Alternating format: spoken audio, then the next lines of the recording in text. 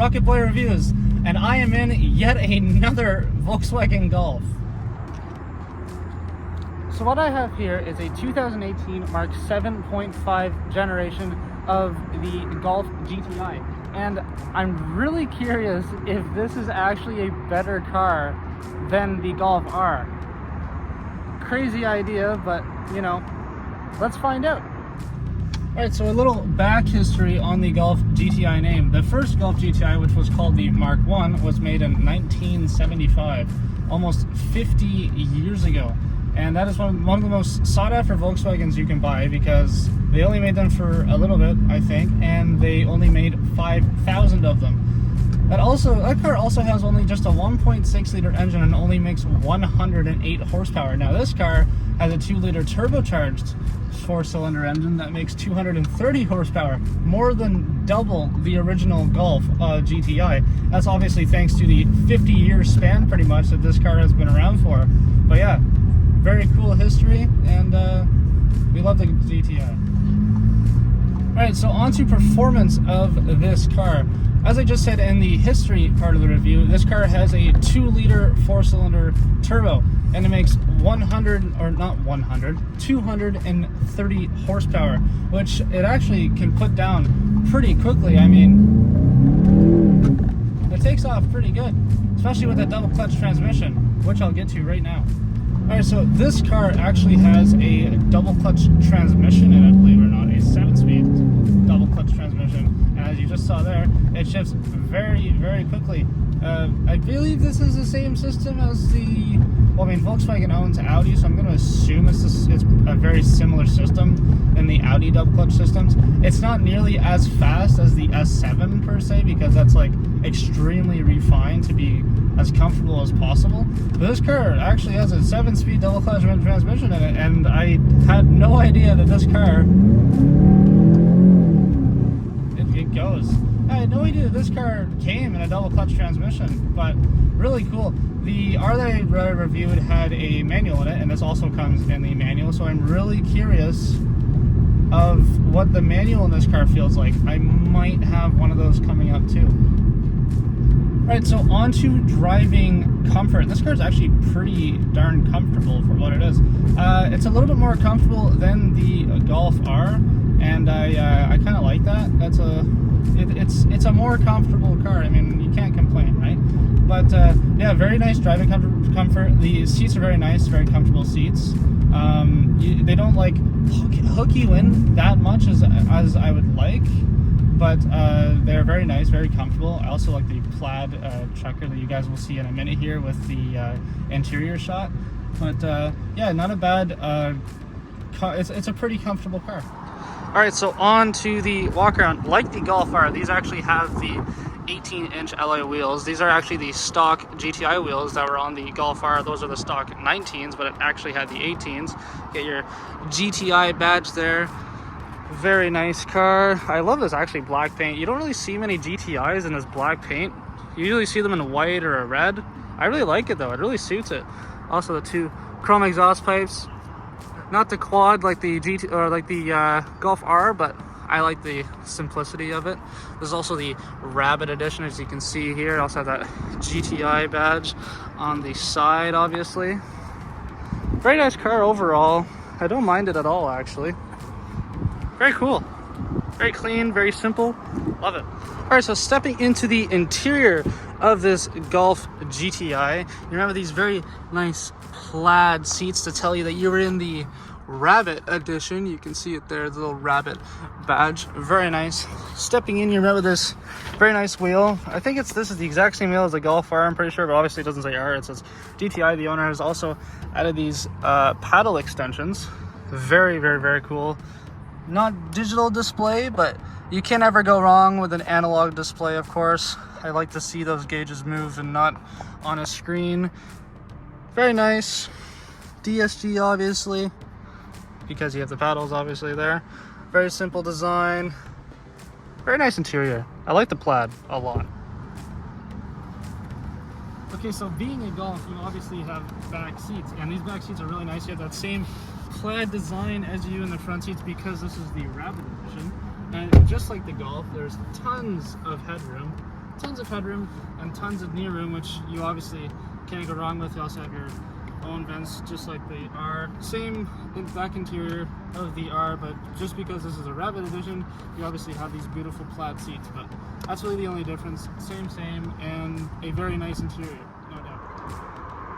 All right, on to fuel economy. This car has a fuel economy of 24 miles per gallon in the city and 32 miles per gallon on the highway, for a combined total of 27 miles per gallon. That's honestly not that bad. That's also equal to 8.7 liters per 100 kilometers. And the engine bay is not too bad either. Obviously, a lot of plastic, and it's missing that carbon intake like the Golf R had that was added by the owner, but not a terrible engine bay. And you can see a little turbo peeking out right at the back there. Alrighty, practicality. Always have to talk about practicality.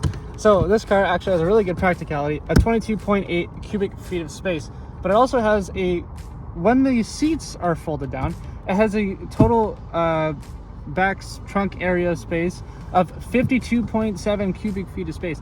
That's pretty big actually, but you know, for your grocery run, 22.8 with the seats up, so you can still take everybody with you, that's not too bad. Alrighty, practicality. Always have to talk about practicality. So this car actually has a really good practicality, a 22.8 cubic feet of space, but it also has when the seats are folded down, it has a total back trunk area space of 52.7 cubic feet of space. That's pretty big actually, but you know, for your grocery run, 22.8 with the seats up, so you can still take everybody with you, that's not too bad. All right, time for a little pull in this Golf GTI.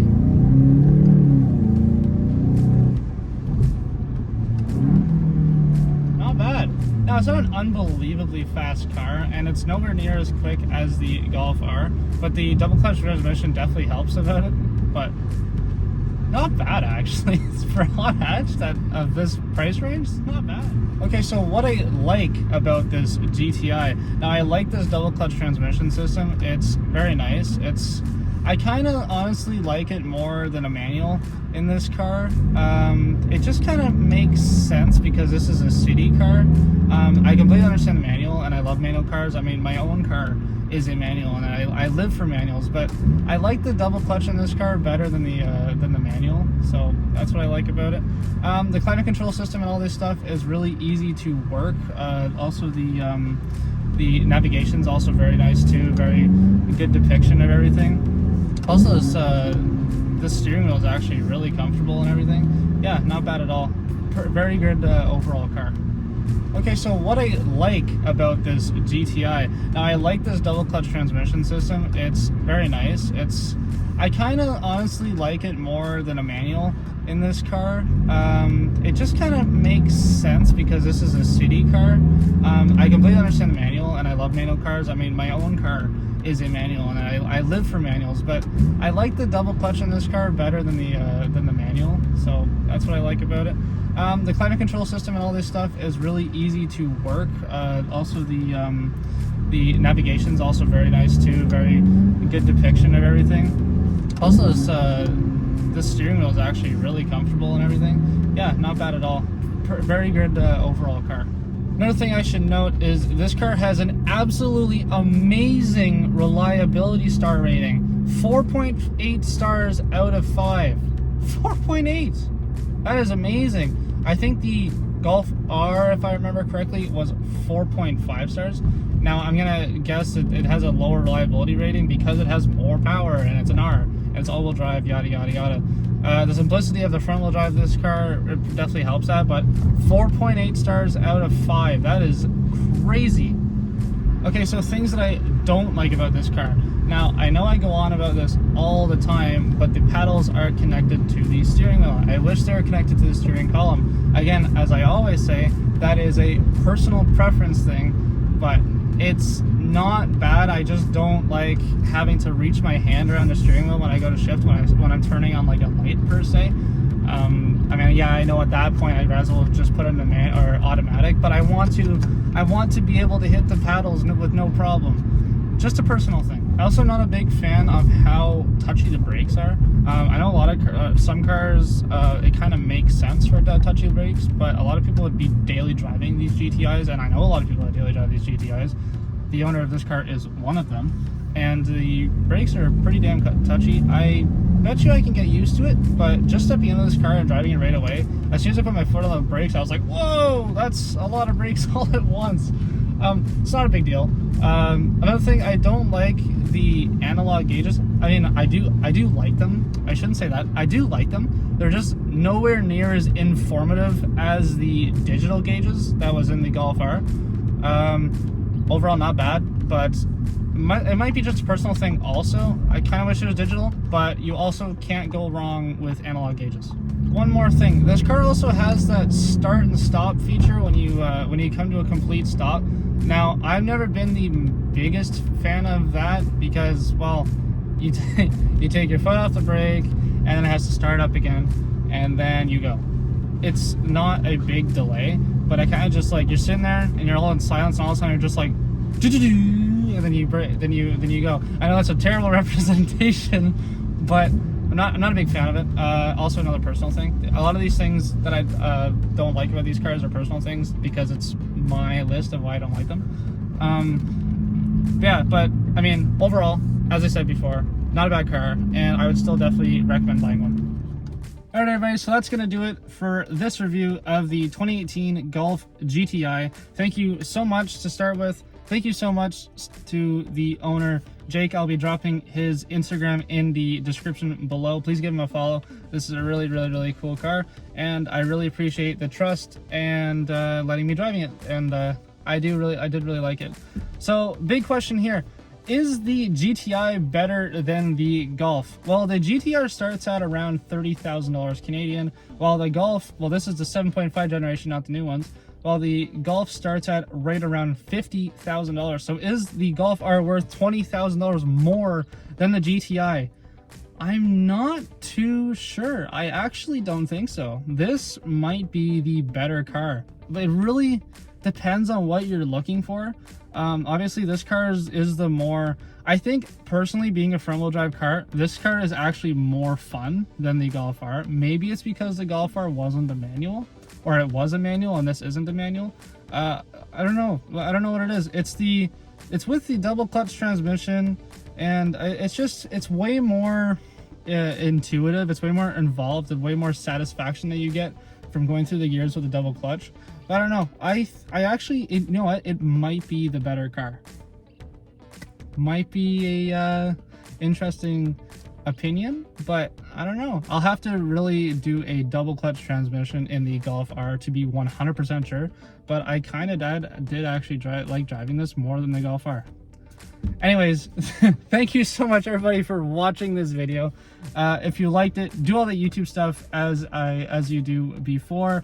Really happy with the way the channel is going so far. I'm at 60 subscribers, almost at 100 subscribers. Super excited to hit that milestone, and more, obviously, way more stuff to come for this channel. And as I said, if you saw the description of the last video, something really special is coming. Really special, with a 5-liter supercharged V8 that you need to check that out. So definitely stay tuned on this channel and put your notifications on so you know when I make a new upload. Once every Monday, weekly uploads every Monday. Anyways, thank you everybody so much for watching. As I said, do all the YouTube stuff, and as usual, have an amazing day.